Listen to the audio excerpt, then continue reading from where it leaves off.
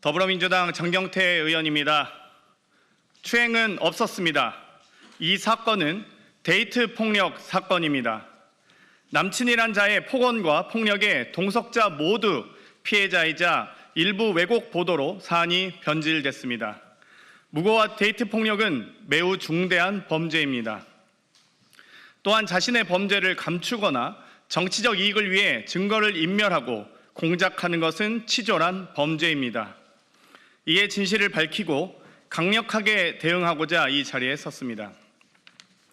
당일 저는 지인의 초대로 뒤늦게 동석했습니다.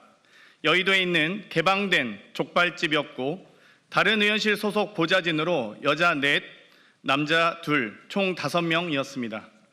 당시 자리는 화기애애하게 진행되었고 다소 저에게도 불편한 상황들이 있었지만 그러려니 하고 넘어갔습니다. 그러던 중 갑자기 한 남성이 나타나 큰 소리를 지르며 폭력을 행사하기 시작했고 그 자리를 떠났습니다.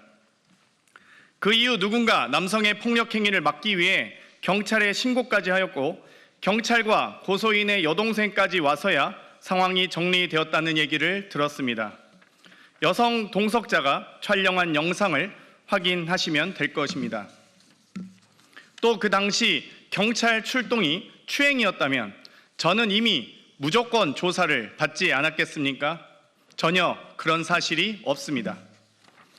다음 날 당시 동석자들과 연락을 주고받았고 동석자 중 A씨는 어제 너무 즐거웠다. 불미스러운 일이 있었지만 고소인 남자친구분이 오셔서 소리 지르고 그러셨다라며 불미스러운 일이 고소인의 남자친구인 국민의힘 소속 동대문구청장 보좌 직원으로 인한 일임을 분명히 말했습니다.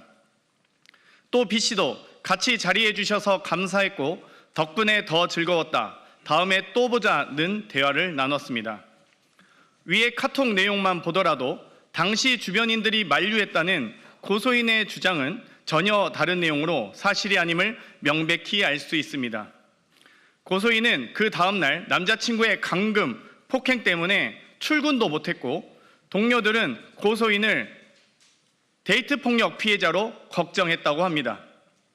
실제로 데이트 폭력에 대해 신고는 할 건지, 진단서는 떼었는지, 집은 안전한지 등 취지에 걱정을 해주고 고소인도 일단 신고하겠다고까지 답변했다고 합니다.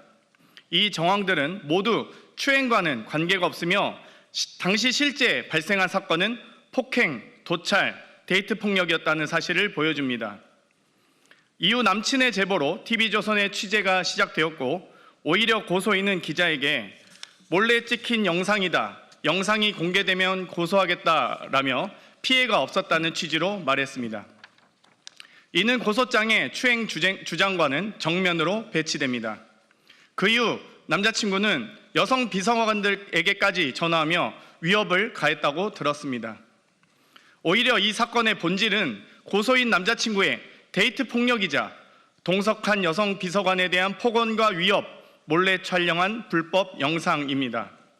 남자친구는 영상 촬영이 장난이었다고 했지만 누구의 동의도 없이 촬영된 그날의 영상도 데이트 폭력의 한 부분일 수 있습니다. 앞으로 무고 및 추가 영상이 있는지에 대하여 경찰 수사 과정에서 밝혀져야 할 것입니다.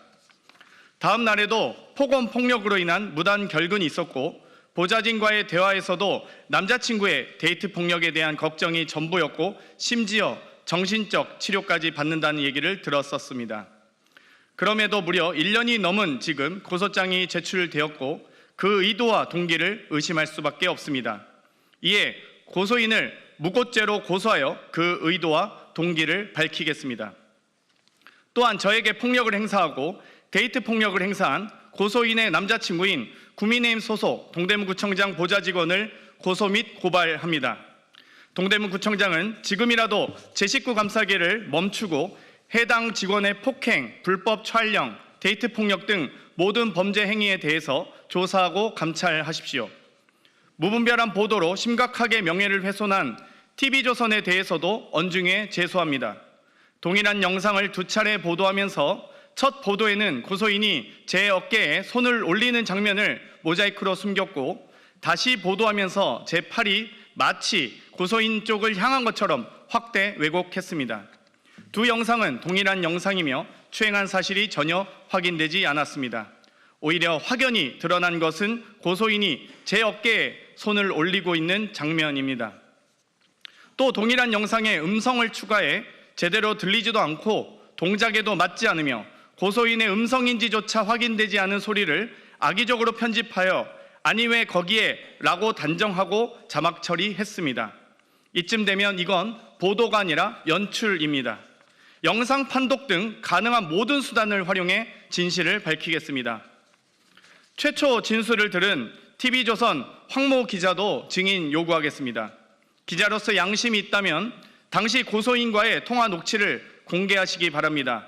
또 취재 중 데이트 폭력을 충분히 인지했을 텐데 데스크에 보고는 했는지, 어떤 경로로 묵살한 것인지 여부에 대해서도 밝혀주시기 바랍니다. 더불어 저로 인해 정신치료를 받은 것처럼 보도한 동아일보에 대해 언중에 제소합니다. 해당 치료가 남친의 데이트 폭력으로 인한 것이었는지 진료 기록과 내용부터 경찰 출동 일지부터 확인하시기 바랍니다. 고소인의 허위 주장을 무분별하게 보도하거나 근거 없이 기자의 뇌피셜, 상상으로 보도한 부분에 대해서 언중이 제소 등 가능한 모든 조치를 취하겠습니다. 지금까지 고소인의 입장에서만 보도하신 만큼 추행은 일절 없었고 데이트 폭력만 가득했던 대화를 지금까지 보도한 만큼 꼭 보도해 주시기 바랍니다. 한 사람의 인생과 삶과 명예를 무너뜨리는 것은 매우 중대한 범죄입니다. 이미 증거는 충분합니다.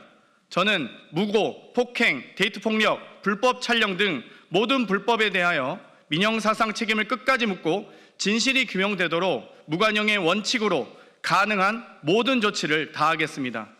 혼신의 힘을 다해서 진실을 밝히겠습니다. 감사합니다.